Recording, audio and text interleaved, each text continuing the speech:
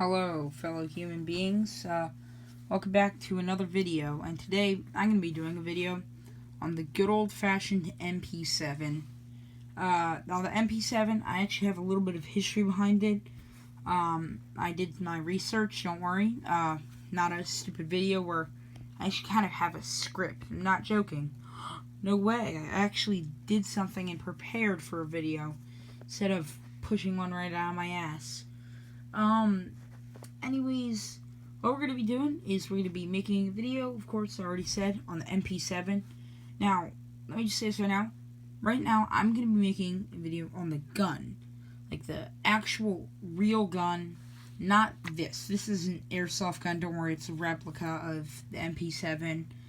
And, of course, I probably wouldn't be able to get one in the state I live in. Let's just say it's a state that really doesn't like its guns for some reason. For some reason, that's all I'm gonna say. Anyways, it's first things first. Of course, it's called the H&K MP7, and is produced by Heckler & Koch, which is a very famous gun designer, and are behind some of the best guns created, such as the USP, the MP5, and the the USP. Sorry about that. And the G36C, which are all guns I very much love. I actually got into the MP7 mainly because I play a lot of Rainbow Six Siege, and I love the gun. I play a lot of Bandit. Unfortunately though, I don't get to play some a lot because I'm a filthy ass shagger main. Anyways, let's begin. The next thing you want to know is that its country of origin is the, of course, country of Germany, which is not doing so well now. Used to be a powerful empire. Now it's a place that's all it's known for is good beer and good chocolate. Oh, good food. Very good food. I like food from Germany. It's classified as a machine pistol, or more commonly known, an SMG. And I'll get into things such as the barrel length, which is exactly what makes it into a pistol, and things such as the firing modes and stuff like that, which make it into its classified type. The next thing you want to know is that it's in service present day, but it mainly started to get traction back in the year of 2001, when I believe Shrek came out. So we all have to thank Shrek for the MP7. It's some of the notable users of it is Germany, USA, France, UK, Japan, Italy, Russia, South Korea, and Australia. Other ones such as Czechoslovakia, Czech Republic, Egypt, I believe, the Vatican City, yeah. All sorts of other countries. Mainly because this thing is cheap and easy to make, very well and reliable. And that's exactly why I like the design. And it has very sleek design, as you can see. And that's exactly why I enjoy it. Mind the pants. My room's a mess right now. Now, next thing is the weight. It actually weighs, even though this is an airsoft gun, it's kind of lighter, mainly made of plastic. It's not, it's made of metal in real life. It weighs, 4.63 pounds, or 2.1 kilograms. That's with the, magazine in. I don't remember what it is without the magazine. It's stock length, it's length with the stock out, which is right here. There's actually multiple versions. One where the stock actually goes in all the way. You could pull it out all the way. It's way longer. This is actually how it would probably be the size of it. I think it's the A1 version, the MP7 A1, that has the 25.1 inches. Next, the length of the stock when it's, the length of the entire gun when it's in is actually 16.3 inches long. Now, the barrel length, which is what I was going to get into about machine pistol, it's 7.1 inches, and it's legally classified as a pistol. Mainly because in some guns, specifically in, SMGs and rifles, they get away with being able to make them longer by doing things like such as adding a suppressor. Well, adding a suppressor actually goes kind of far in, so it actually conceals the length. Because the thing is, you can add a suppressor on the gun, and it's legally allowed to have the gun. It actually doesn't change the sound of it.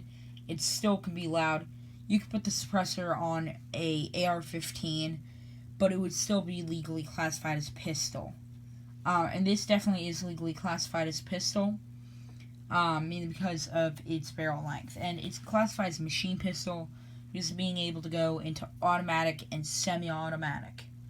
Next is the actual weight. The width of it is actually 2.1 inches, and its height is actually 6.7 inches. And it actually has I believe that's with the magazine. It's good, just letting you guys try and see what's down, like how it looks down the barrel.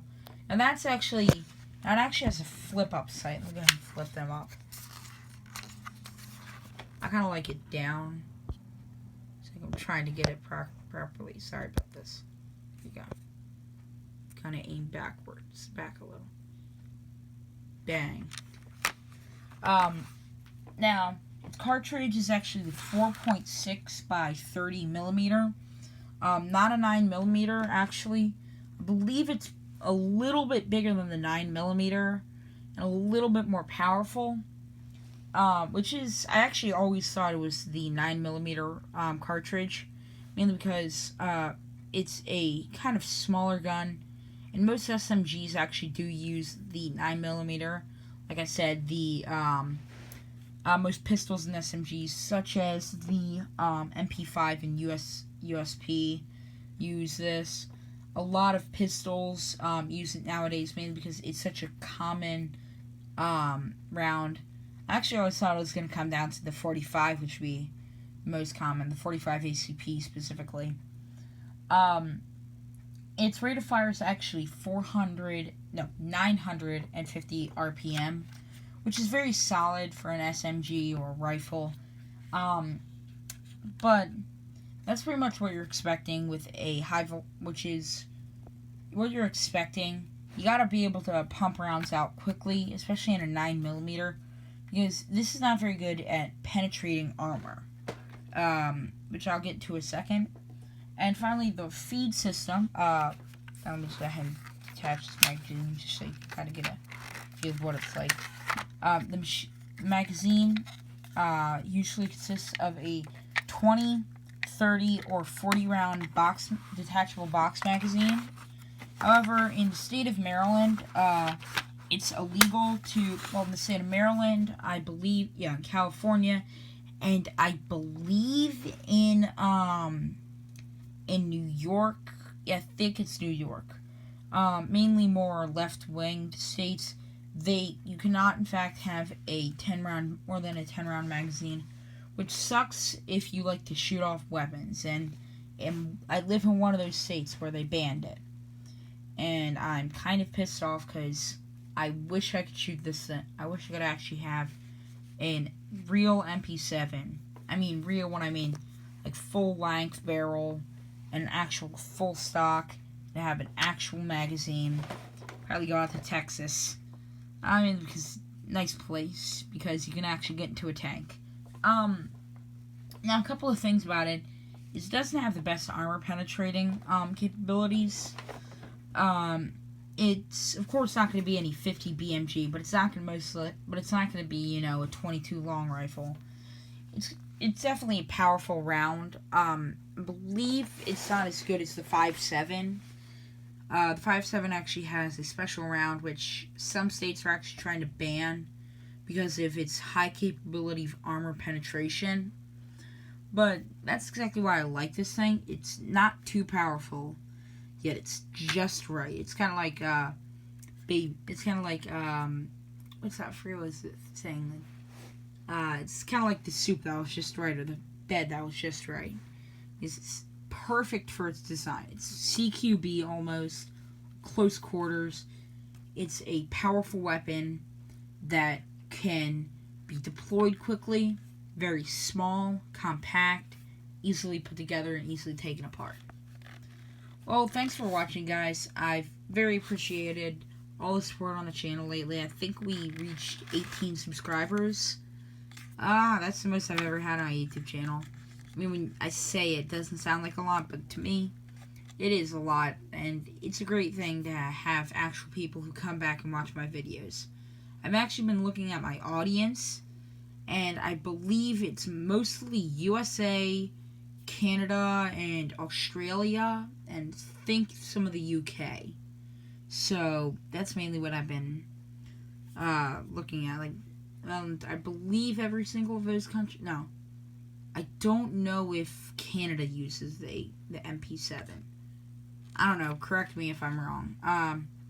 But if any of you guys are kind of like gun nerds like me who like history behind weaponry, just tell me in the comments, because I'm a big gun fan, and often people don't like to talk about weapons like this, like actual guns. But the thing is, I like to talk about them. And yeah, I just wanted to know if you guys want me to keep on making videos on weapons. I'm happy to do videos on tanks because I know a lot about tanks. But if you want me to do videos on guns and gun history and stuff like that, don't forget to tell me in the description. I mean, not in the... What am I thinking? In the comments below.